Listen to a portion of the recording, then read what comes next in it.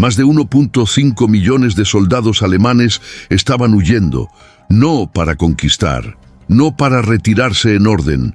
Estaban huyendo aterrorizados de un enemigo que venía del este, un enemigo que no solo disparaba balas, sino promesas de sufrimiento que durarían años. La elección era simple y terrible: entregarse a los americanos en el oeste o ser capturados por los soviéticos. Quienes enfrentaban esta decisión no eran generales en búnkeres subterráneos, sino hombres comunes en caminos de lodo, hambrientos, heridos, con uniformes rasgados, algunos descalzos, muchos delirando. Del 15 al 18 de abril de 1945, en una operación de rendición masiva sin precedentes en la historia militar occidental, las filas colapsantes de Alemania se movieron hacia el oeste como un organismo desesperado. Y fue en este caos absoluto que el general Walter Wenck, un oficial de 53 años, que debería haber estado muerto en un búnker o fusilado por sus propios soldados, logró hacer algo que ningún general había logrado antes: mantener viva la ilusión de que Alemania aún luchaba mientras, simultáneamente, garantizaba la supervivencia de cientos de miles de hombres a través de una operación de rescate que históricamente fue borrada de los registros soviéticos y minimizada en los americanos. Este es el acontecimiento que cambió el final de la Segunda Guerra Mundial en Europa y plantó las semillas de la Guerra Fría, porque los números no mienten. 96% de probabilidad de supervivencia en los campos americanos contra menos del 65% en los campos soviéticos. Y esa diferencia matemática de 31 puntos porcentuales significaba la vida o la muerte para aproximadamente 500,000 de seres humanos. Antes de que sigamos con esta historia, aprovecha y suscríbete al canal. Deja tu me gusta para que lleguemos a la meta de 1000 likes en este video. También comenta desde qué lugar nos estás viendo y si tú o alguien de tu familia ha servido en las Fuerzas Armadas. Ahora sí, vamos directo a lo importante. A principios de abril de 1945, Alemania ya no era una nación. Era un cadáver en descomposición que aún se movía. Al Tercer Reich le quedaban pocos días de vida, quizás 2 semanas a lo sumo, y todos los que tenían media educación militar lo sabían. Los soviéticos estaban a 65 kilómetros de Berlín. Sus cañones disparaban día y noche. Sus tanques T-34 avanzaban en formaciones inquebrantables sobre las últimas ciudades del norte. En el sur, los americanos estaban cruzando Baviera. No había retaguardia. No había líneas de suministro, no había plan. Lo que había era caos puro. Carros de refugiados bloqueando carreteras, unidades militares desorganizadas tratando de mantener la cohesión, oficiales discutiendo si aún había órdenes válidas viniendo de Berlín o si cada comando militar debía actuar por cuenta propia. El general Alfred Jodl estaba en un búnker underground, despachando órdenes que ya nadie obedecía. El mariscal de campo Wilhelm Keitel dirigía operaciones que existían solo en el papel. Y en algún lugar de ese vacío de autoridad, Walter Wenck recibió una orden directa de Adolf Hitler, transmitida a través de sus últimos asesores civiles y militares, una orden que era simultáneamente una fantasía delirante y una sentencia de muerte. Debía reunir lo que quedaba del 12º Ejército y marchar hacia el norte, cruzar las líneas soviéticas, alcanzar Berlín y salvar al Führer. Wenck tenía cerca de 200,000 soldados dispersos en un frente deshecho, muchos de ellos muchachos de 17 años, veteranos de combate que apenas podían sostener un arma, heridos que aún no habían sido evacuados, desertores que se escondían en los bosques. La orden era imposible. Wenck sabía que era imposible. Cada oficial que trabajó con él en aquellos días sabía que era imposible. Pero en la Alemania de Hitler, decir que algo era imposible era lo mismo que firmar tu propia sentencia de muerte. Así que Wenck no desobedeció. hizo algo mucho más brillante. Fingió que obedecía. Emitió órdenes para que su ejército se reorganizara. Emitió órdenes para el movimiento táctico. Emitió órdenes que parecían, en el papel, una operación de rescate coordinada.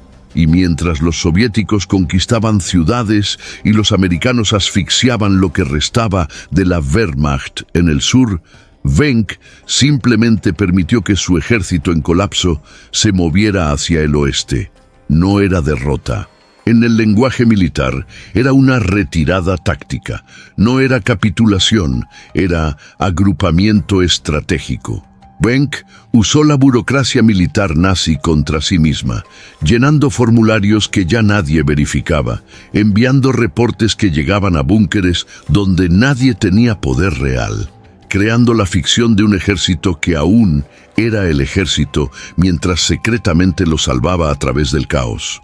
El río Elba era una línea de demarcación invisible que definiría quién viviría y quién moriría. Estaba allí, entre la zona de operaciones americana en el oeste y la zona soviética en el este, y a mediados de abril, cuando quedó claro que la guerra había terminado de facto, se convirtió en el lugar más importante de Europa. Los americanos lo controlaban de su lado, los soviéticos lo controlaban de su lado, y entre los dos había una franja de tierra de solo unos pocos kilómetros de ancho, donde soldados alemanes, en total desorden, intentaban encontrar una forma de cruzar antes de que fuera demasiado tarde. Las historias de quienes lo intentaron son casi imposibles de documentar, porque muchos de ellos no sobrevivieron para contarlas. Y los que sí lo hicieron a menudo enterraron los recuerdos tan profundo que llevó décadas para que emergieran en entrevistas fragmentadas a historiadores curiosos. Un veterano del 12º Ejército, cuya identidad se preservó solo como Heinrich K. en un archivo desclasificado de 1982, describió la travesía como una pesadilla en la que estás despierto. Dijo que la noche del 14 de abril, su regimiento aún estaba recibiendo órdenes de reorganizarse para una contraofensiva al norte, cuando escuchó disparos de artillería soviética a lo lejos. Nadie se quedó. Los soldados simplemente comenzaron a caminar hacia el oeste. No había retirada ordenada. No había formaciones. Había personas caminando hacia la única esperanza que les quedaba. Heinrich dijo que pasaron por aldeas donde cadáveres aún humeaban por bombardeos aéreos hechos días antes. Pasaron por arroyos donde tuvieron que beber agua que sabía a hierro y muerte. Pasaron por bosques donde la Waffen-SS y oficiales fanáticos a menudo montaban cordones de ejecución sumaria contra desertores. Muchos de los soldados de Wenck aún llevaban papeles que los identificaban como miembros del ejército regular, pero algunos eran solo muchachos que habían sido reclutados en las calles en las últimas semanas. Chicos que no tenían idea de cómo disparar un rifle y que mantenían las manos temblando mientras caminaban. La marcha hacia el Elba llevó entre 2 y 5 días, dependiendo del punto de partida. A Heinrich K. le tomó 4 días. 4 días comiendo nada más que un poco de pan de campo, que era principalmente aserrín y harina adulterada. 4 días durmiendo en fosas y ruinas porque nadie podía detenerse por mucho tiempo. Si te detenías, o eras capturado por los soviéticos, o eras ejecutado por oficiales de las SS que aún creían que todo esto era solo una fase temporal. Un repliegue de corta duración antes de una milagrosa contraofensiva. El silencio de aquellos 4 días era perturbador. No era el silencio del reposo, era el silencio del miedo absoluto. Hombres caminaban sin hablar, solo pasos, solo respiración pesada, solo el sonido ocasional de un tiro de fusil a lo lejos, cuando alguien ya no podía mantener el ritmo y simplemente se rehusaba a continuar. El puente de Tangermunde era una estructura victoriana de hierro y madera que cruzaba el Elba en un ángulo elegante, la construcción de un siglo anterior, sobreviviendo milagrosamente a los bombardeos aliados. porque a nadie le había importado lo suficiente para destruirlo, mientras aún quedaban ciudades por quemar. Pero entre el 16 y el 19 de abril de 1945, el puente de Tangermunde se convirtió en el lugar más importante de la historia militar occidental del siglo XX, porque fue allí donde aproximadamente 100.000 soldados alemanes cruzaron en solo 4 días para alcanzar las posiciones americanas. Ningún general americano había autorizado esto. Ninguna orden vino de Washington.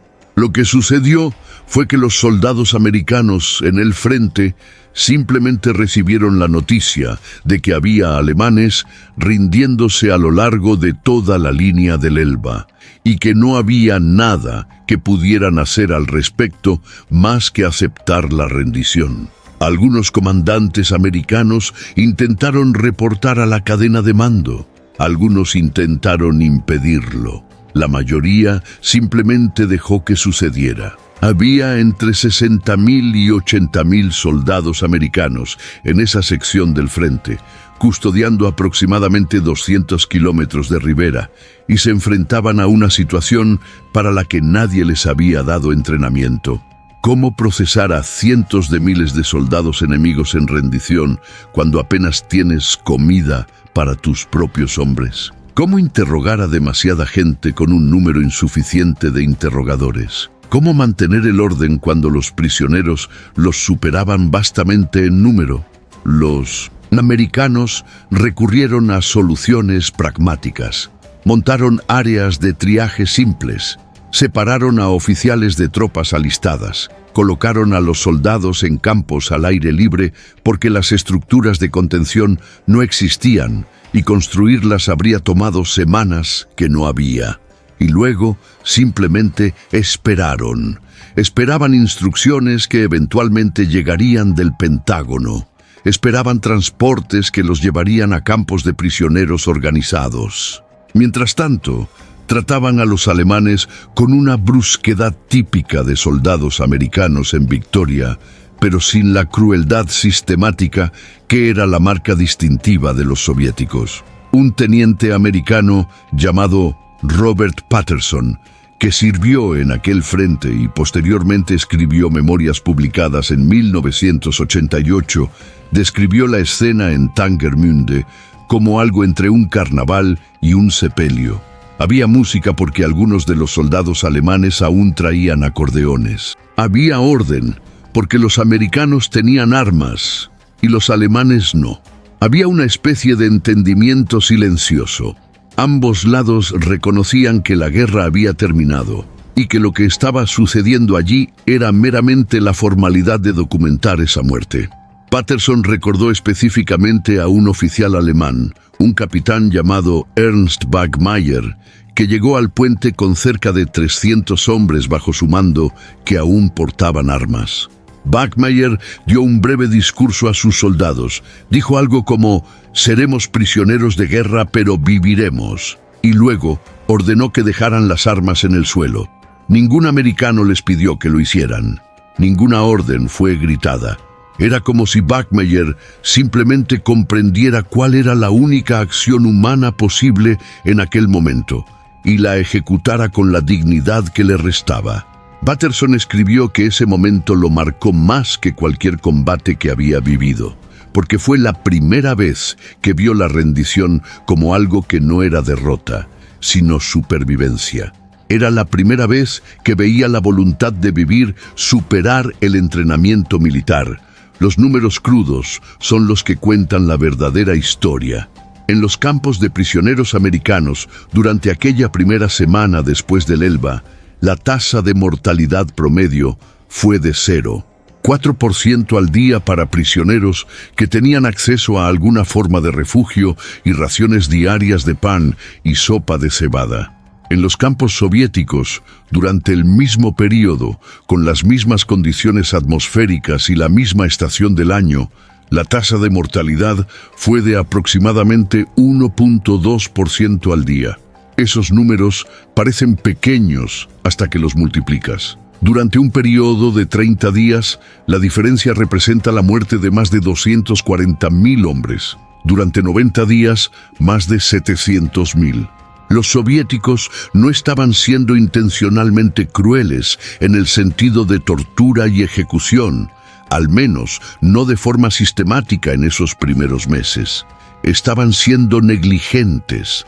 El ejército soviético llegaba a las ciudades alemanas destruidas con capacidad de abastecimiento que estaba al límite, incluso para sus propias tropas. Añades cientos de miles de prisioneros a esa ecuación y tienes un colapso logístico.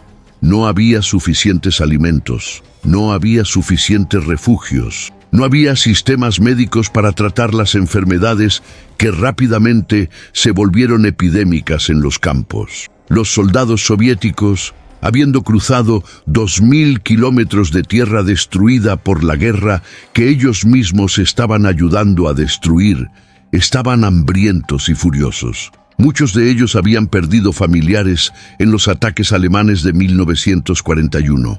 La idea de alimentar y calentar a sus enemigos era psicológicamente imposible para la mayoría de ellos. Los americanos, por otro lado, llegaron al frente del Elba, habiendo cruzado solo 600 kilómetros, principalmente a través de territorio que había sido parcialmente desocupado. Sus líneas de suministro funcionaban adecuadamente. Sus soldados venían de un país que no había sufrido bombardeos en su territorio doméstico. Su población civil permanecía intacta. La capacidad psicológica y logística de mostrar compasión era simplemente una realidad diferente. Esto no significa que los americanos fueran mejores personas. Significa que llegaron a ese punto con más recursos. Un historiador militar británico llamado Stephen Ambrose documentó esto en su libro Soldados Americanos, Historias de Combate de la Segunda Guerra Mundial, señalando que los americanos también cometieron atrocidades, también fusilaron prisioneros en algunos casos, también tuvieron momentos de brutalidad. La diferencia era una cuestión de escala, de sistema, de intencionalidad. Los americanos violaban las convenciones de Ginebra ocasionalmente. Los soviéticos las violaban sistemáticamente como cuestión de política oficial. Un soldado alemán que llegaba a los americanos tenía una posibilidad estadística del 96% de salir vivo cuando la guerra terminara en 1946. El mismo soldado que llegaba a los soviéticos tenía una posibilidad del 65%. Esa diferencia, esa brecha cruel de 31 puntos porcentuales, era conocida por Walter Wenck. La conocía porque sus oficiales de inteligencia le informaban. La conocía porque soldados que lograban volver de las líneas soviéticas susurraban historias de campos donde los hombres desaparecían. Y esa diferencia de 31 puntos porcentuales es lo que motivó a hacer lo que hizo entre el 16 y el 20 de abril de 1945. Coordinar secretamente la rendición de aproximadamente 1.5 millones de soldados alemanes a las posiciones americanas. Walter Wenck no era un fanático nazi. Esta es una distinción importante porque la mayoría de las personas que solo conocen fragmentos de la historia lo imaginan como un oficial de carrera prusiano que seguía órdenes ciegamente. Wenck era, de hecho, un oficial de carrera, pero tenía 53 años a finales de 1945, lo que significaba que había servido en un ejército diferente, el ejército imperial alemán de la Primera Guerra Mundial. Había visto una guerra que destruyó un imperio. Había visto países enteros colapsar bajo el peso de la derrota militar. Había visto el caos que sigue cuando el orden militar desaparece. Cuando el nazismo llegó al poder, Wenck era un coronel lo suficientemente respetado como para que nadie cuestionara su lealtad. Continuó con sus deberes, se ajustó al nuevo régimen como millones de hombres se ajustan a nuevas situaciones. Pero todos los que lo conocieron posteriormente reportaron que nunca fue un verdadero creyente. Era pragmático. Era un oficial. Y en los últimos días de abril de 1945, ese pragmatismo lo llevó a tomar decisiones que, si Hitler aún hubiera tenido poder para ejecutarlo, lo habrían condenado a muerte instantánea. Benck estaba en su cuartel general en Potsdam cuando recibió la orden de Hitler de marchar hacia el norte y salvar Berlín. Tenía subordinados que le aconsejaron aceptar la orden ciegamente y simplemente intentar lo imposible. Tenía otros que le aconsejaban desertar completamente y esconderse en los bosques de Baviera. Lo que hizo fue más sutil. Emitió una serie de órdenes que, cuando se leían literalmente, parecían estar siguiendo la orden de Hitler. Cuando se leían por alguien que conocía la codificación militar, eran instrucciones para que su fuerza hiciera una retirada coordinada hacia el oeste. Envió oficiales de enlace a las posiciones americanas. Estos oficiales no fueron como embajadores portando banderas blancas. Fueron como soldados que deseaban negociar el mejor uso posible de sus fuerzas remanentes. Estableció rutas de movimiento que coincidentemente llevaban al Elba. Informó a sus subordinados que la supervivencia de la unidad era la prioridad máxima, lo que era una manera codificada de decir «dejen que sus hombres vivan». Y entonces, entre el 16 y el 20 de abril, mientras los soviéticos avanzaban desde el este y los americanos permanecían estacionarios en el oeste, el 12º ejército de Benck simplemente se evaporó de la orden de batalla. Los hombres no desertaron. Estaban siendo liderados, pero estaban siendo liderados lejos de la guerra, no hacia ella. El puente de Tangermunde no era el único cruce, y esos números de 100.000 cruzando en 4 días se refieren solo a una sección del río. Hay otras partes del Elba donde los cruces fueron igualmente caóticos. Cerca de Torgau, al sureste, había otro puente que fue usado para cruces hasta que fue destruido por zapadores americanos el 19 de abril, menos de 48 horas después de que comenzara a recibir alemanes en rendición. Antes de eso, quizás 50.000 hombres cruzaron allí. Cerca de Barbie, al noroeste, había una travesía por balsas improvisadas, donde quizás 80.000 cruzaron. También había cruces no oficiales, donde hombres simplemente nadaban o usaban escombros flotantes para cruzar el río durante la noche, evitando las posiciones oficiales americanas porque temían que al ser capturados de noche fueran disparados como espías. Históricamente, la mayoría de estos números son aproximados. Los americanos estaban tan sobrecargados de procesamiento de prisioneros que muchos nunca fueron contados oficialmente. Los registros que se mantuvieron a menudo se perdieron en transferencias entre unidades. Algunos comandantes americanos intentaron minimizar los números en sus reportes porque no querían que pareciera que estaban siendo inundados por los alemanes. Los soviéticos, por su parte, estaban recolectando datos sobre el número de soldados alemanes que desaparecían de sus frentes hacia las líneas americanas, y ese número era imposible de ocultar. Los archivos del Ejército Rojo indican que entre 1, 2 y 1.8 millones de soldados alemanes lograron rendirse a los americanos en lugar de a los soviéticos, principalmente durante la ventana del 16 al 30 de abril. Si ese número es preciso, significa que en solo 2 semanas más soldados se rindieron a los americanos de lo que cualquier nación había capturado en cualquier guerra anterior en la historia moderna. Es un número casi imposible de imaginar. Para ponerlo en contexto, durante toda la Segunda Guerra Mundial, los americanos capturaron un total de aproximadamente 3 millones de prisioneros alemanes de todos los frentes combinados. Esto significa que entre 40 y 60% de todos los prisioneros alemanes capturados por los americanos durante toda la guerra fueron capturados en un periodo de solo 2 semanas, a finales de abril de 1945. Es como si la guerra entera se hubiera concentrado en ese breve momento de caos logístico en el río Elba. El general Dwight Eisenhower no estaba en el frente del Elba cuando esto sucedía. Estaba en su cuartel general en Reims, Francia, a unos 500 kilómetros de distancia, coordinando las operaciones finales de toda la campaña europea. Cuando sus subordinados comenzaron a reportar sobre el colapso alemán hacia las posiciones americanas, Eisenhower tuvo que tomar una serie de decisiones rápidas. Primero, tenía que decidir si permitir la continuación de los cruces o si bloquearlos. Bloquear habría significado violar los acuerdos con los soviéticos y potencialmente causar incidentes militares entre las fuerzas americanas y soviéticas. Permitir significaba aceptar cientos de miles de prisioneros que sus soldados no estaban equipados para procesar. Eisenhower eligió permitir. Su lógica fue documentada posteriormente.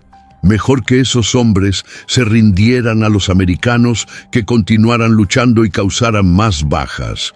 O peor, fueran capturados por unidades soviéticas irresponsables que podrían simplemente fusilarlos en respuesta a crímenes de guerra reales o imaginarios. Segundo, Eisenhower tuvo que decidir cómo procesar a esos prisioneros. Los campos de prisioneros americanos ya estaban en una situación de límite crítico. Había planificación para capturar quizás 500.000 prisioneros en toda Europa durante la fase final. Eisenhower acababa de ganar más del doble de eso en 2 semanas. Su solución fue pragmática y humana. Estableció campos al aire libre con abastecimiento básico, confiando en que la guerra terminaría en cuestión de días, por lo que no sería necesario mantener esas instalaciones por mucho tiempo. Era un cálculo arriesgado. Si la guerra hubiera durado algunos meses más, muchos de esos prisioneros podrían haber muerto de frío, hambre o enfermedad.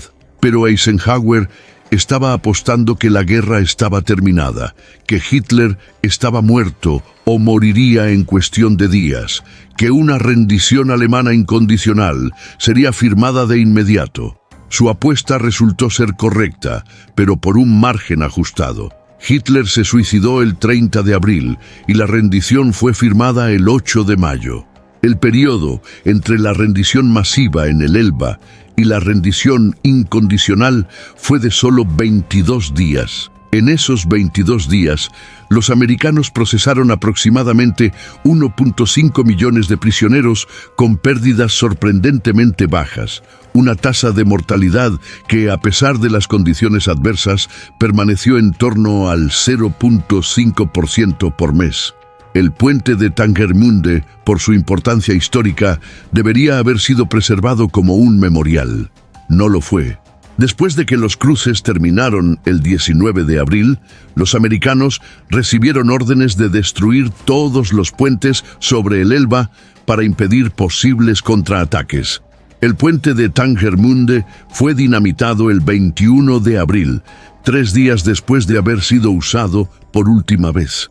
Sus restos cayeron al río y prácticamente nadie documentó adecuadamente lo que había sucedido allí. Los soviéticos, que controlaban la orilla oriental, no tenían interés en preservar un lugar que representaba su fracaso en capturar prisioneros alemanes. Los americanos, enfocados en avanzar y consolidar su victoria, pasaron de largo. Walter Wenck, el arquitecto de la operación de rescate, fue capturado por los americanos el 19 de mayo, cerca de una semana después de la rendición incondicional. Fue interrogado, evaluado y considerado alguien que había servido fielmente al régimen militar, pero que no era un criminal de guerra declarado. Fue enviado a un campo de prisioneros de oficiales, donde permaneció hasta 1947. Cuando fue liberado, tenía 55 años. Alemania había sido dividida entre ocupantes y la Guerra Fría había comenzado.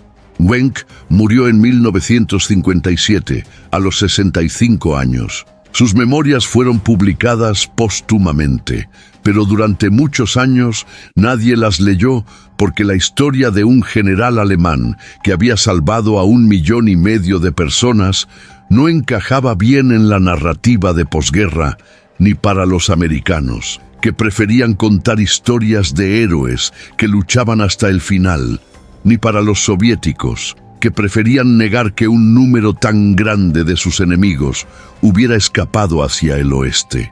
Los historiadores modernos han comenzado a reexaminar aquellos días finales de abril con una claridad que no existía durante la Guerra Fría.